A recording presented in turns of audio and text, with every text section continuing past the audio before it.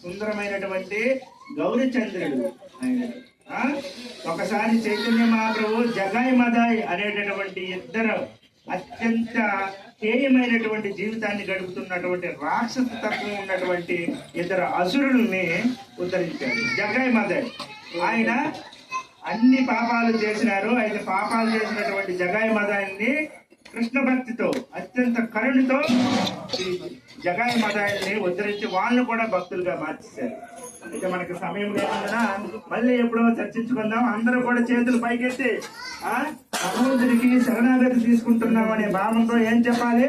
హరే కృష్ణ హరే కృష్ణ కృష్ణ కృష్ణ హరే హరే హరే రామ హరే రామ రామ రామ హరే హరే హరే హరే కృష్ణ హరే కృష్ణ.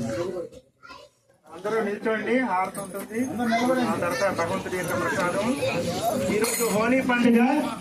హోలీ పండుగ తెలుసు కదా, అందరి మీద రంగులు పడతాయి. రెడీగా ఉండండి. హోలీ అనేది హోలిక అనేటటువంటి ఒక రాక్షసి ప్రహ్లాద మహారాజుని చంపాలనుకుంది.